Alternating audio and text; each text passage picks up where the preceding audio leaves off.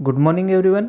आज हम देखेंगे चैप्टर 19 पैरासिम्पैथोमाइमेटिक ड्रग्स, जिसे हम कोलिनर्जिक ड्रग्स भी बोलते हैं। इसका पार्ट 2। इसके पहले हमने पार्ट 1 देखा है, जिसमें हमने एसिटाइल कोलिन और इसके अलावा बाकी ड्रग को भी डिस्कस किया हुआ है। तो ये पार्ट में हम बचे हुए ड्रग को डिस्कस करेंगे। तो हमारा सेकंड कैटेगरी आता है एंटीकोलिनिस्टेरेज और कोलिनिस्टेरेज इनहिबिटर। तो कोलिनिस्टेरेज इनहिबिटर क्या होते हैं? This drugs inhibits the true and pseudo cholinesterase enzyme, thus producing accumulation of acetylcholine at various cholinergic site. तो जैसा कि हमने इससे पहले का जो चैप्टर है introduction of autonomic nervous system, वहाँ देखा था कि भाई true and pseudo cholinesterase enzyme जो होते हैं ये एसिटाइल कोलिन को क्या करते हैं, ब्रेक डाउन करते हैं और डिस्ट्रॉय करते हैं और मेटाबोलाइज करते हैं, जिसके वजह से वो कोलिनर्जिक साइट पे पहुंच नहीं पाते। तो to avoid the destruction of acetylcholine, जो एसिटाइल कोलिन का मेटाबॉलिज्म है उसको अवॉइड करने के लिए हम ये कोलिनिस्टेरेज इनहिबिटर और एंटीकोलिनिस्टेरेज ड्रग जो है ये देते हैं, जिसकी वजह से true and pseudo cholinesterase enzyme क्या हो जाते हैं, इनहिबिट हो जाते हैं और जो एसिटाइल कोलिन है उसका अक्यूमुलेशन होता है एट वेरियस कोलिनर्जिक साइट। जो भी कोलिनर्जिक साइट है वहाँ पे एसिटाइल कोलिन जाके पहुँचता है और अपनी एक्शन दिखाता है। The pharmacological effect of such drug resemble those of stimulation of central ganglionic and peripheral cholinergic component of nervous system। तो फार्माकोलॉजिकल इफेक्ट जो है कोलिनिस्टेरेज इनहिबिटर के ये रिजेंबल है और सेम है those with stimulation of central ganglionic, जो central nervous system में गैंग्लियोनिक पार्ट है, और पेरिफेरली कोलिनर्जिक पार्ट जो है वहाँ पे सेम इफेक्ट दिखाते हैं ये एंटीकोलिनिस्टेरेज ड्रग। मीन्स ये एंजाइम को इनहिबिट कर देते हैं, जिसके वजह से ज़्यादा अमाउंट में acetylcholine as a neurotransmitter करके अवेलेबल होता है और प्रॉपरली काम करते हैं कोलिनर्जिक साइट्स, जहाँ पे ये एसिटाइल कोलिन वो साइट्स को एज अ स्टिमुलेटर करके इफेक्ट दिखाते हैं। In addition, some of the anticholinesterase have their own pharmacological action। तो कोलिनिस्टेरेज इनहिबिटर्स जो होते हैं ये तो एसिटाइल कोलिन जैसा इफेक्ट दिखाते हैं बाय इनहिबिटिंग कोलिनिस्टेरेज एंजाइम, बट इनकी खुद की भी कुछ फार्माकोलॉजिकल एक्शन है।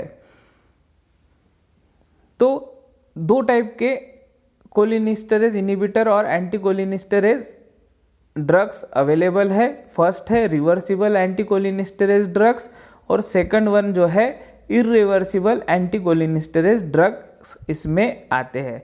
तो रिवर्सिबल एंटीकोलिनिस्टेरेज ड्रग जो होते हैं ये जो है कोलिनिस्टेरेज एंजाइम को रिवर्सिबली इनहिबिट करते हैं और उसके साथ बाइंड हो जाते हैं, जिसकी वजह से वो एसिटाइल कोलिन को डिग्रेड और मेटाबोलाइज नहीं कर पाता और आपको एक्शन मिलता है एसिटाइल कोलिन का at cholinergic site centrally as well as peripherally. तो इसमें एग्जाम्पल आते हैं फिजियोस्टिग्मिन और नियोस्टिग्मिन। इसके अलावा जो सेकंड कैटेगरी है ये डेंजरस कैटेगरी है, इरिवर्सिबल एंटीकोलिनिस्टेरेज ड्रग्स। ये ड्रग्स मोस्टली ऑर्गेनोफॉस्फोरस कंपाउंड करके जाने जाते हैं और ये जो ड्रग्स है ये कोलिनिस्टेरेज एंजाइम को इरिवर्सिबली इनहिबिट करते हैं, जिसकी वजह से आपका जो एसिटाइल कोलिन है, एसिटाइल कोलिन कोलिनर्जिक साइट पे परमानेंटली पहुंच जाता है, स्पेशली कुछ मेन जगह पे, जैसा कि हम इसको आगे में डिस्कस करेंगे। बट इसके एग्जाम्पल हम देखते हैं। एक एग्जाम्पल है डाइआइसोप्रोपाइल फ्लूरोफॉस्फेट, जिसे DFP बोला गया है, और दूसरा है ऑक्टामिथाइल पायरोफॉस्फोटेट्रामाइड, जिसे OMPA बोला गया हुआ है। तो फर्स्ट हम देखते हैं reverse anticholinesterase. Physostigmine, neostigmine and pyridostigmine are carbamate anticholinesterase possessing the same reversible mechanism of action. तो सभी का जो मोड ऑफ एक्शन और मैकेनिज्म ऑफ एक्शन जो है वो है रिवर्स एंटीकोलिनेस्टरेज और कोलिनेस्टरेज इनिबिटर प्रॉपर्टी वाला। तो तीनों ड्रग का जो है एक ही जैसा एक्शन है और एक कार्बामेट कैटेगरी में आते हैं। They differ only in their physicochemical and pharmacokinetic property. तो जो physical as well as chemical property हो गया और इसके अलावा इसका फार्माकोकाइनेटिक मीन्स ADME जो है ये डिफरेंट है ये तीनों ड्रग्स का। अब ये तीनों ड्रग्स में ओनली फिजियोस्टिगमिन जो होता है ये क्रॉस करता है ब्लड ब्रेन बैरियर को, इसके वजह से इसका सेंट्रल एक्शन भी है। तो ये पॉइंट अगर आपको MCQ आता है तो ध्यान में रखिएगा कि फिजियोस्टिगमिन ही एक ऐसा ड्रग है रिवर्सिबल एंटीकोलिनेस्टरेज कैटेगरी का जो कि ब्लड ब्रेन बैरियर को क्रॉस करता है, जिसके वजह से सेंट्रल एक्शन भी वो दिखाता है। बट इसका ड्रॉबैक है कि ये लीस्ट स्टेबल है, मीन्स स्टेबिलिटी बहुत कम है। इसके वजह से ये शॉर्ट एक्टिंग ड्रग है, मीन्स कम समय के लिए ही इसको यूज़ किया जाता है फिजियोस्टिगमिन का। फिर से एक बार दोहरा रहा हूँ कि ये क्रॉस करता है ब्लड ब्रेन बैरियर को ये एक ही ड्रग क्रॉस करता है, बट ये शॉर्ट एक्टिंग ड्रग है। उसके बाद आते हैं पायरिडोस्टिगमिन। अब ये stigmine category means carbamate category के ड्रग है। तो फिजियोस्टिगमिन ये शॉर्ट एक्टिंग हो गया, लॉन्ग ड्यूरेशन ऑफ एक्शन वाला ड्रग है पायरिडोस्टिगमिन। तो ये आप ध्यान में रखिएगा, physostigmine short acting, pyridostigmine long duration of action वाला ड्रग, मीन्स बॉडी में ज़्यादा समय के लिए रहता है और ज़्यादा समय के लिए काम करता है। In addition, pyridostigmine differ from neostigmine in causing fewer visceral side effect on oral administration। तो पायरिडोस्टिगमिन तो इसका लॉन्गर ड्यूरेशन ऑफ एक्शन है ही, बट ये नियोस्टिगमिन से डिफरेंट है। किस बात में डिफरेंट है कि भाई इसके विसरल साइड इफेक्ट जो है आफ्टर एडमिनिस्ट्रेशन ओरली ये बहुत कम है। पायरिडोस्टिगमिन के जो विसरल साइड इफेक्ट्स मीन्स आपके जो विसरल ऑर्गन्स है उसमें सभी आ गया, लीवर, किडनी, आपका लंग्स हो गया, GI ट्रैक्ट हो गया, इस पे जो साइड इफेक्ट्स है वो कम है as compare to neostigmine after consumption of this pyridostigmine by oral route. ठीक है, तो हमारा जो मेन ड्रग है नियोस्टिगमिन है, रिवर्सिबल एंटीकोलिनेस्टरेज का। तो इसको अभी हम डिस्कस करते हैं।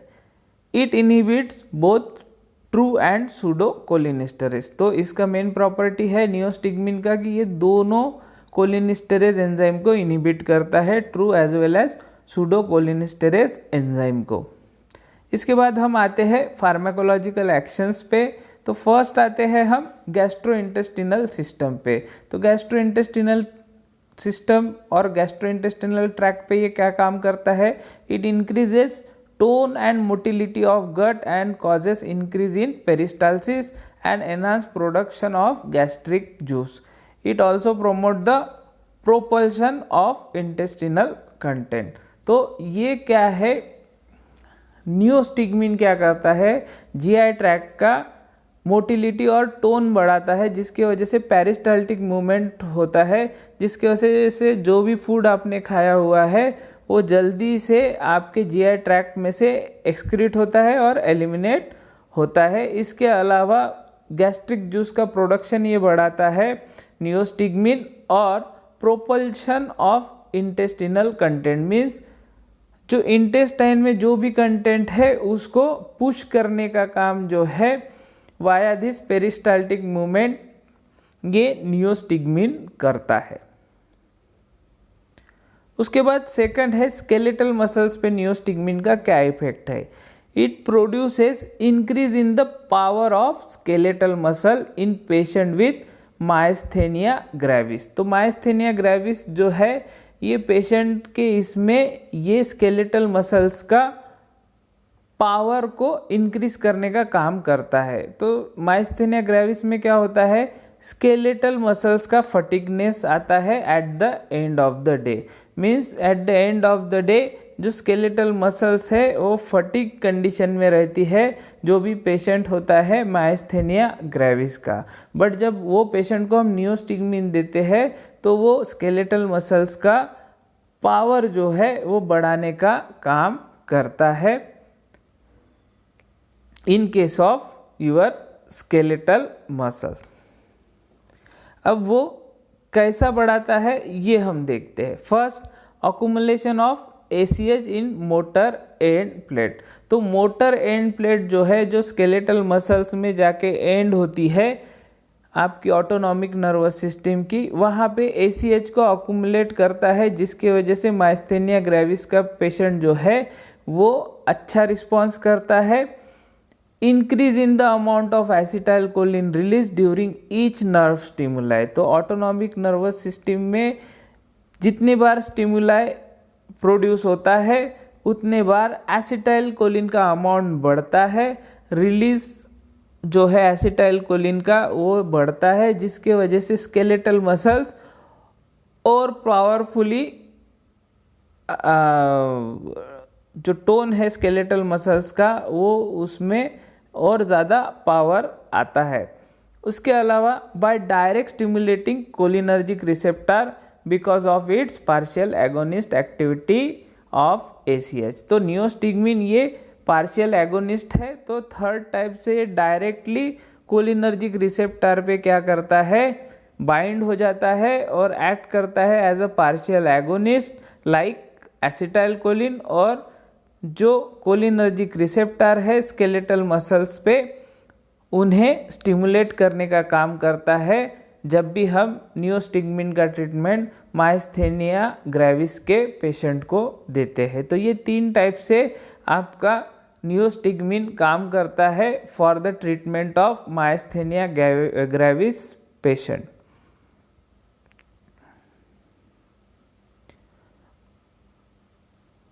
उसके बाद थर्ड है cardiovascular system. The drug usually reduce heart rate and tends to lower BP by peripheral vasodilation. ये हमने देखा है कि भाई कोलिनर्जिक ड्रग और कोलिनर्जिक नर्वस सिस्टम और पैरासिम्पैथेटिक नर्वस सिस्टम, जिसको हमने शॉर्ट में नाम दिया हुआ है रेस्ट एंड डाइजेस्ट। तो ये जो है कार्डियोवास्कुलर सिस्टम, वैसे ही अगर नॉर्मल पर्सन है तो वो रेस्ट पोजीशन में जाती है, बट अगर हमें ड्रग लेने की ज़रूरत पड़ी लाइक नियोस्टिग्मिन, तो ऐसे कंडीशन में ये क्या करता है, ड्रग ये हार्ट रेट को रिड्यूस करने का काम करता है। इसके अलावा BP भी लो करता है, ब्लड प्रेशर लो करता है बाय पेरिफेरल वासोडाइलेशन। जो वासोडाइलेशन पेरिफेरली करता है उसके वजह से ब्लड प्रेशर भी लो होता है। This effect is antagonized by stimulation of sympathetic ganglia. अब ये जो पेरिफेरल वासोडाइलेशन से BP लो हुआ है, इसको मेंटेन करने के लिए और ये इफेक्ट को एंटागोनाइज करने के लिए सिंपैथेटिक गैंग्लिया को स्टिमुलेट कर सकते हैं by using another drug or by using same drug but acting on ganglia or ganglions। ठीक है, मीन्स हम ऐसा ड्रग यूज करेंगे जो कि सिंपैथेटिक नर्वस सिस्टम को एक्टिवेट करे या फिर जो गैंग्लियन है गैंग्लियंस को एक्टिवेट कर सके। क्योंकि जैसा कि मैंने बोला है कि गैंग्लियंस में एसिटाइल कोलिन होता है और उसके अलावा प्री गैंग्लियोनिक फाइबर में भी acetylcholine as a neurotransmitter होता है। तो एक तो हम सेम कोलिनर्जिक ड्रग देंगे जो कि गैंग्लियन पे स्पेशली और सिलेक्टिवली एक्ट करता है, या फिर हम सिंपैथेटिक नर्वस सिस्टम के जो ड्रग है और एड्रेनर्जिक नर्वस सिस्टम के जो ड्रग है उसको हम देंगे to antagonize your neostigmine effect on peripheral vasodilation means जिससे हमारा बीपी जो है वो मेंटेन रह सके, हमारा बीपी लो ना हो और हमारा हार्ट रेट जो है वो रिड्यूस ना हो।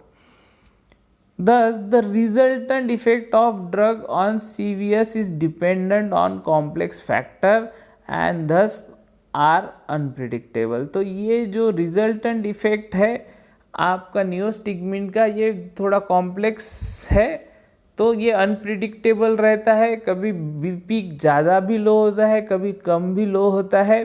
तो ये डिपेंड करता है कि नियोस्टिग्मिन कहाँ पे एक्ट करता है। अगर वो गैंग्लियंस पे एक्ट करता है तो बीपी का फ्लक्चुएशन बहुत कम होगा, बट अगर वो गैंग्लियन पे ना एक्ट होते हुए दूसरी साइड्स पे अगर एक्ट होता है तो डेफिनेटली आपको reduce in heart rate as well as lower in blood pressure दिखेगा।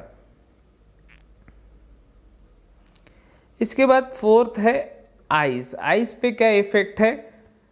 The local instillation of the drug into the eyes produce meiosis, spasm of accommodation and reduction in intraocular tension. तो eyes में जैसा कि हमने देखा था acetyl choline अगर हम डायरेक्ट आइज में डालते हैं तो वो एब्जॉर्ब नहीं होता, जिसके वजह से कोई भी इफेक्ट आपका एसिटाइल कोलिन का नहीं होता। But in case of neostigmine simply अगर आप आइज में डालते हैं तो ये मियोसिस प्रोड्यूस करता है। मियोसिस मीन्स आपका कॉन्ट्रैक्शन ऑफ प्यूपिल, जिसमें आपके जो आई का जो फोकस है और जो एकोमोडेशन है, जो प्रॉपर्टी है आपके लेंस की अकॉर्डिंग टू ऑब्जेक्ट, दूर का ऑब्जेक्ट और नियर का ऑब्जेक्ट देखने के लिए जो फोकस करने का जो एबिलिटी है आइस का, उसको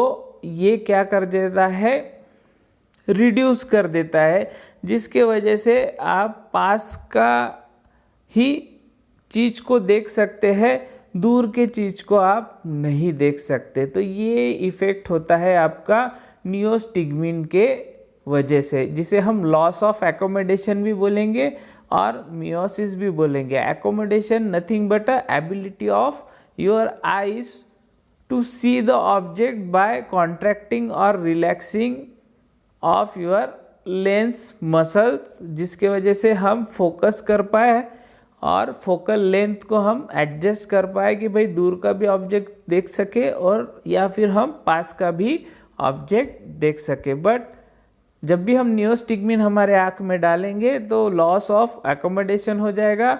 एक फोकल लेंथ जो पास का देखने का ऑब्जेक्ट जो है और जो प्यूपिल्स है उसको कॉन्ट्रैक्ट कर देता है, जिसके वजह से हमारी फोकल लेंथ जो है वो रिड्यूस हो जाती है। हम पास के ही ऑब्जेक्ट देख पाते हैं, दूर के ऑब्जेक्ट हम नहीं देख पाते when we use neostigmine in our eyes.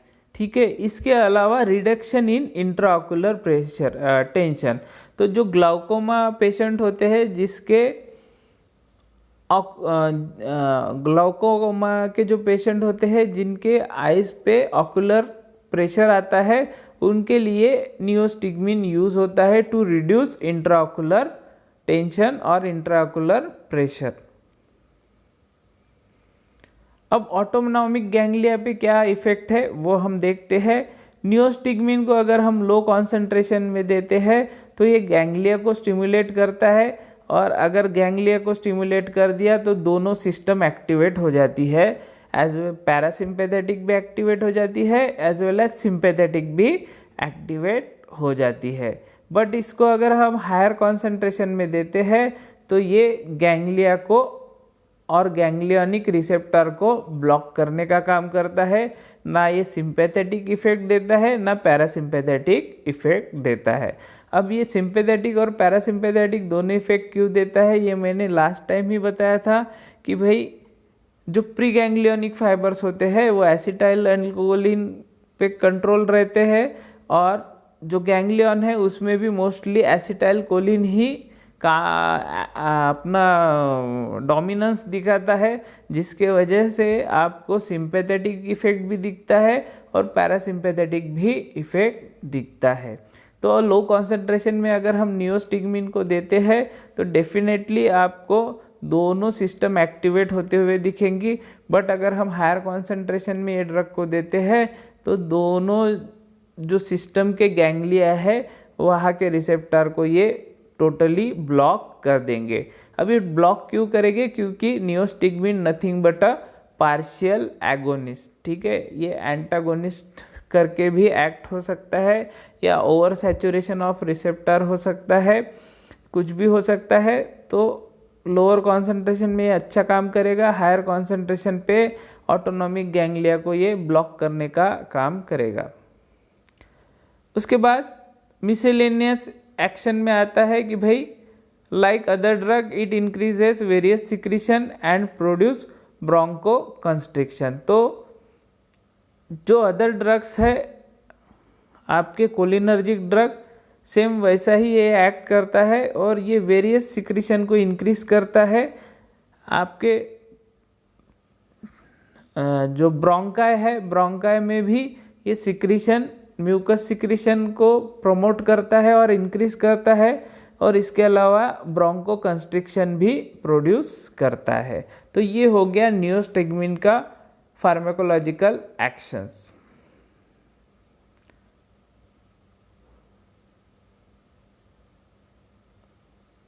Neostigmine is not satisfactory absorb on oral administration. तो नियोस्टिग्मिन जो है ये ओरली एडमिनिस्टर्ड हम नहीं कर सकते क्योंकि ये सेटिस्फैक्टरली एब्जॉर्ब नहीं होता है। बट इसको हम इंट्रामस्कुलरली और सबकुटेनियसली रूट से दे सकते हैं। डोज इसका आता है 0.5 to 2 mg के डोज में आता है। तो इसको हम या तो इंट्रामस्कुलर लेवल पे या फिर सबकुटेनियस रूट से हम इसे दे सकते हैं। बट अगर ओरली हम एडमिनिस्टर करते हैं तो मोर चांसेस है कि ये ड्रग मेटाबोलाइज हो जाएगा और आपको डिजायर्ड इफेक्ट नहीं मिलेगा। Therapeutic uses in the treatment of glaucoma, जो ऑक्यूलर प्रेशर है उसको कम करने का काम करता है। तो in the treatment of glaucoma, in the treatment of myasthenia gravis हम ऑलरेडी डिस्कस कर चुके हैं कि स्केलेटल मसल्स को कैसा स्टिमुलेट करता है, कैसा पावर बढ़ाता है स्केलेटल मसल्स का। इसके अलावा in the treatment of post operative paralytic ileus, तो पोस्ट ऑपरेटिव मीन्स ऑपरेशन के बाद जो पैरालिसिस हुए इलियस है, जो हमारे जीआई ट्रैक्ट का जो इलियम जो बोलते हैं हम, उसको उसका टोन बढ़ाने के लिए भी यूज़ करते हैं नियोस्टिग्मिन को आफ्टर ऑपरेशन, ठीक है। जो पैरालिटिक इलियस है उसका टोन बढ़ाने के लिए भी इसको यूज़ करते हैं। उसके बाद इन the treatment of paroxysmal atrial tachycardia, तो पैरोक्सिस्मल एट्रियल टैकिकार्डिया क्या है? पैरोक्सिस्मल का मीनिंग आप जान लीजिए, सडन मीन्स अचानक से एट्रियल का टैकिकार्डिया होना, उसको ट्रीट करने के लिए भी नियोस्टिग्मिन को यूज़ करते हैं। तो पैरोक्सिस्मल का आप नोट डाउन कर लीजिए, sudden atrial tachycardia, tachycardia means increase in heart rate. तो sudden increase in heart rate को भी ट्रीट करने के लिए नियोस्टिग्मिन यूज़ करते हैं। Because we are studying cholinergic drugs and cholinergic drug nothing but a rest and digest principle base. अब आते हैं हम डेंजरस ड्रग में, जिसका नाम है इरिवर्सिबल एंटीकोलिनिस्टेरेज ड्रग्स, जिसमें आते हैं ऑर्गेनोफॉस्फोरस कंपाउंड। तो organophosphorus compounds are powerful irreversible inhibitor of both cholinesterase, true और सूडो कोलिनिस्टेरेज को ये पावरफुली इनिबिट करने का काम करता है और इरिवर्सिबली इनिबिट करता है। मीन्स एक बार कोलिनिस्टेरेज के साथ ये बाइंड हो गया तो उसको छोड़ता नहीं है। जब तक पेशेंट अपना दम नहीं तोड़ देता तब तक ये फास्फोरस कंपाउंड कोलिनिस्टेरेज एंजाइम के साथ बाइंडिंग छोड़ता नहीं है, या फिर परमानेंटली ही उसको बाइंड हो जाता है, जिसके वजह से ऑक्यूमुलेशन ऑफ एसिटाइलकोलिन इन टिश्यू होता है। बट कोलिनिस्टरेज ये परमानेंटली आपका जो है, अगर हम ऑर्गेनोफॉस्फोरस कंपाउंड यूज़ करते हैं तो कोलिनिस्टरेज एंजाइम को ये परमानेंटली इनहिबिट कर देता है, मीन्स इरिवर्सिबली इनहिबिट कर देता है, चाहे वो ट्रू हो चाहे वो सूडो कोलिनिस्टरेज हो। Due to prolong action and toxicity it is not use therapeutically. तो प्रोलॉन्ग एक्शन आपको पता ही है कि भाई ये परमानेंटली और इरिवर्सिबली कोलिनिस्टरेज को बाइंड हो जाता है, और जिसके वजह से टॉक्सिक इफेक्ट भी हमें मिलता है, इसलिए ये ड्रग्स को थेरापेटिकली यूज़ नहीं करते। Instead they are used as a agriculture insecticide. तो एग्रीकल्चरल इंसेक्टिसाइड करके इसको यूज़ करते हैं instead of therapeutically use. Worker handling large quantity may suffer from toxicity as this compound may enter in the body by inhalation, skin contamination and ingestion। तो जो worker इसे handle करते हैं वो मोस्टली सफ़र होते हैं ये ड्रग के टॉक्सिसिटी की वजह से, बिकॉज उनके बॉडी में ये ड्रग एंटर होता है वाया इनहेलेशन बोलिए, या फिर स्किन के साथ कांटेक्ट में आ गया तो स्किन कंटेमिनेशन से बोलिए, या फिर गलती से वो बॉडी के अंदर चला जाएगा या फिर इंजेस्ट हो जाएगा। तो ये कंडीशन में मोस्टली जो फार्मर्स है उनको ये टॉक्सिक इफेक्ट दिखाता है। अब आते हैं कौन कौन से टाइप के पॉइजनिंग ऑर्गेनोफॉस्फोरस कंपाउंड करता है वो टॉपिक पे। तो फर्स्ट है ऑक्यूपेशनल पॉइजनिंग। ये ऑक्यूपेशनल पॉइजनिंग क्या होता है, जो एग्रीकल्चरर करते हैं और फार्मिंग करते हैं, जो फार्मर्स होते हैं, जब वो इंसेक्टिसाइड को स्प्रे करते हैं तो मोस्टली जो भी इंडिविजुअल हैंडल कर रहा है वो कंपाउंड को, वो स्प्रे का जो मिस्ट है या फिर आप बोलिए वेपर्स है वो उसके बॉडी में जाते हैं वाया इनहालेशन, और उसके वजह से उसको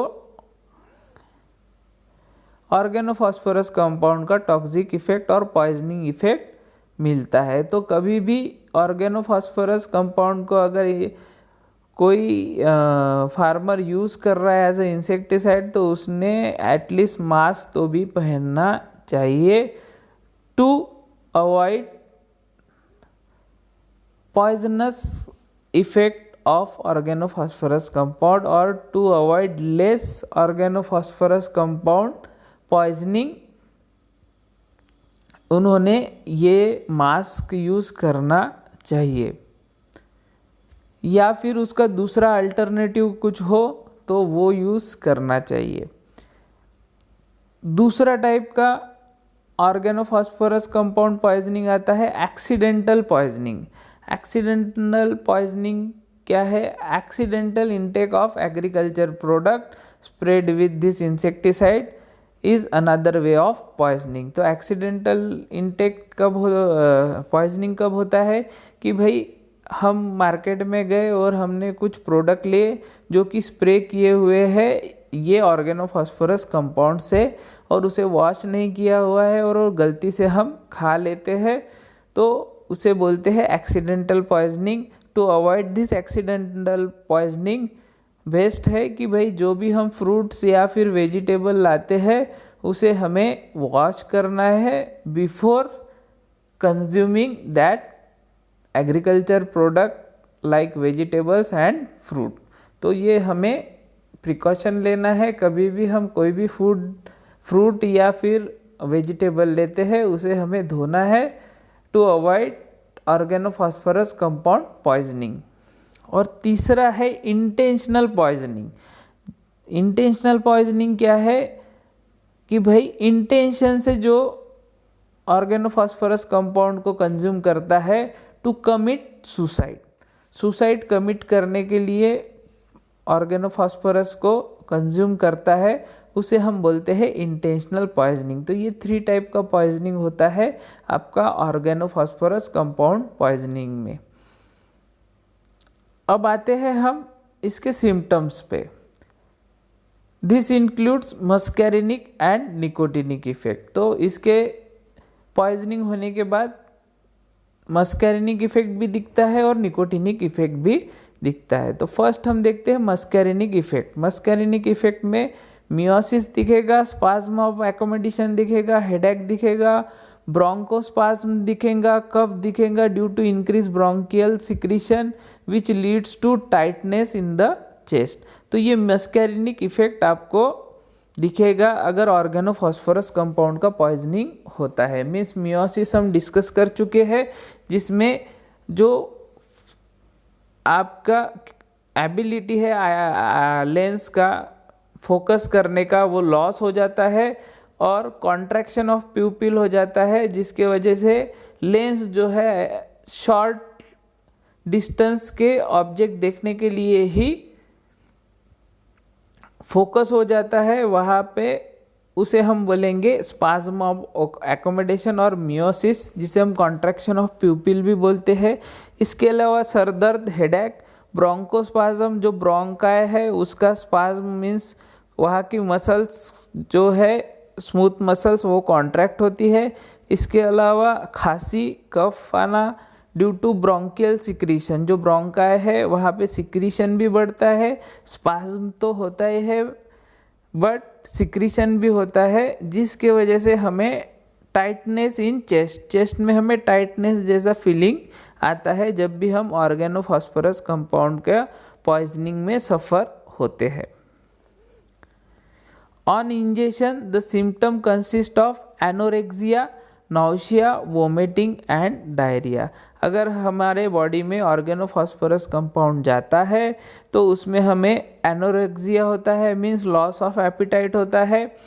इसके अलावा नाउशिया, जी मचलना, वोमिटिंग, उल्टी होना या फिर डायरिया, ये सिम्टम्स हमें दिखते हैं अगर हमें ऑर्गेनोफॉस्फोरस कंपाउंड का पॉइजनिंग एक्यूट या फिर क्रोनिक लेवल पे होता है। Death is usually due to respiratory failure from a combination of nicotinic and muscarinic action, which include laryngospasm, bronchospasm, tracheal, bronchial and salivary secretion, as well as peripheral and central respiratory paralysis। तो death जो है ये usually होता ही है अगर हम patient को treat नहीं करते और mostly due to respiratory failure. तो जब भी हम रेस्ट पोजीशन में रहते हैं तो रेस्पिरेटरी सेंटर जो है वो हमारा थोड़ा सा स्लो डाउन हो जाता है। रेस्पिरेटरी सेंटर ऑलरेडी डिस्कस कर चुके हैं, हमारे ब्रेन में मेडुला ऑब्लंगाटा में प्रेजेंट होता है। तो जो डेथ होता है ऑर्गेनोफॉस्फोरस कंपाउंड की वजह से वो स्पेशली निकोटिनिक और मस्कैरिनिक रिसेप्टर के एक्शन के कॉम्बिनेशन से होता है, जिसके वजह से लैरिंगोस्पाज्म, जो लैरिंग्स होता है जिसे हम वोकल कॉर्ड बोलते हैं और आपका वॉइस बॉक्स बोलते हैं, उसमें स्पाज्म आना, ब्रोंकाई जो होता है उसमें स्पाज्म आना, ट्रकिया जो होता है, ब्रोंकाई जो होता है, सलाइवरी जो ब्रोंकाई जो होता है, और इसके अलावा जो हमारे माउथ में जो सलाइवा होता है उसका सिक्रीशन बढ़ जाना due to peripheral as well as central action, ये सभी चीज़ें डेथ के लिए रिस्पॉन्सिबल है। इसके अलावा जो पेरिफेरल लो इन बीपी हो जाता है वो भी एक प्रॉब्लम है। इसके अलावा जो सेंट्रल है मेडुला ऑब्लंगाटा का रेस्पिरेटरी सेंटर जो है वहाँ पे भी पैरालिसिस हो जाता है। तो ये सब चीज़ों के वजह से ऑर्गेनोफॉस्फोरस कंपाउंड ये डेथ कॉज करता है। तो ये सब चीज़ों के वजह से हमें इग्नोर करना है इरिवर्सिबल एंटीकोलिनिस्टेरेज ड्रग को, स्पेशली ऑर्गेनोफॉस्फोरस कंपाउंड को। अब हम देखते हैं इसकी ट्रीटमेंट। अब ट्रीटमेंट कब पॉसिबल है? जब हम जल्दी से एक्शन लेंगे। A rapid treatment is necessary to prevent fatal outcome. तो जल्दी से हमें ट्रीटमेंट लेना है। जैसे ही हम ऑर्गेनोफॉस्फोरस के कांटेक्ट में आते हैं तो पेशेंट टू बी हॉस्पिटलाइज, उसे हॉस्पिटलाइज करना है और उसे आईसीयू में रखना है। आइडियली इंटेंसिव केयर यूनिट में हमें उसे रखना है। उसके बाद स्पेसिफिक ट्रीटमेंट क्या आएगी? इन केस ऑफ इंजेक्शन, अगर हमने हमारे बॉडी में वो इंजेस्ट हो गया है तो गैस्ट्रिक लावेज इज़ नेसेसरी। गैस्ट्रिक लावेज ऐसे प्रोडक्ट होते हैं कि जो गैस जीआई ट्रैक में जितना भी चीज़ है उसको वॉश आउट करने के काम में आता है, उसे हम गैस्ट्रिक लावेज बोलते हैं। Mouth and pharyngeal secretion should be removed from suction. जो माउथ में और फेरिंग्स में जो भी सिक्रीशन हो रहा है उसको सक्शन पंप से रिमूव करना ज़रूरी है।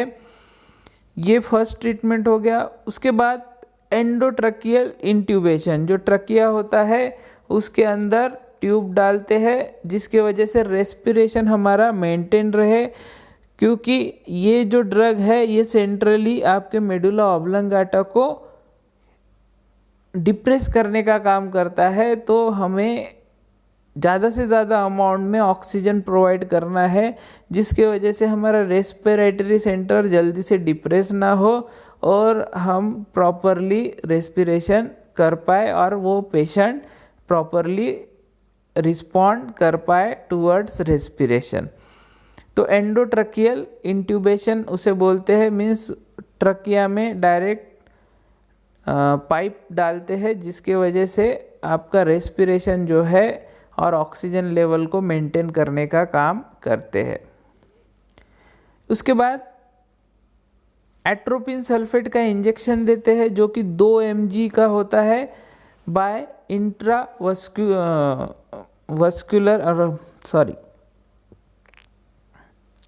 इंट्रावस्कुलर रूट से देते हैं।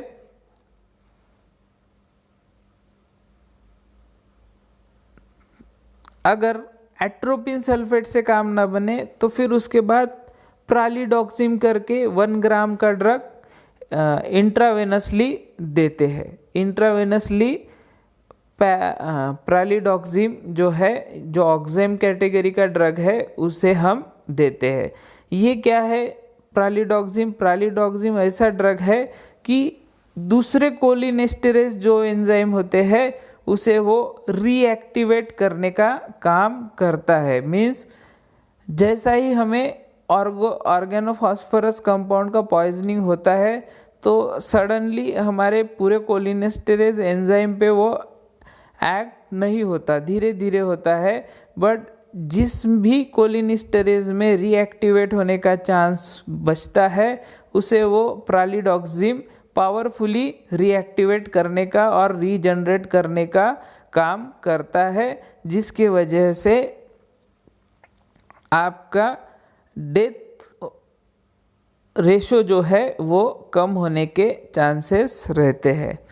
But these enzymes are effective only if administered promptly। Means जितना जल्दी लेंगे उतना अच्छा है, जितना लेट करेंगे उतने कोलिनेस्टेरेज एंजाइम बाइंड होते जाएंगे आपके ऑर्गेनोफॉस्फोरस कंपाउंड से और उतना आपको हैज़ार्डस इफेक्ट ऑर्गेनोफॉस्फोरस कंपाउंड का दिखेगा। तो ये हो गई स्पेसिफिक ट्रीटमेंट। उसके बाद है जनरल ट्रीटमेंट। अब ये स्पेसिफिक ट्रीटमेंट इम्पॉर्टेंट है। General treatment simply intravenous fluid जो है ये हमें प्रोवाइड करना है कि भाई उसके बॉडी में इंट्रावेनसली फ्लूइड जो है वो कम नहीं होना चाहिए by using various saline solutions. उसके बाद मॉइस्ट ऑक्सीजन इनहेलेशन देना है।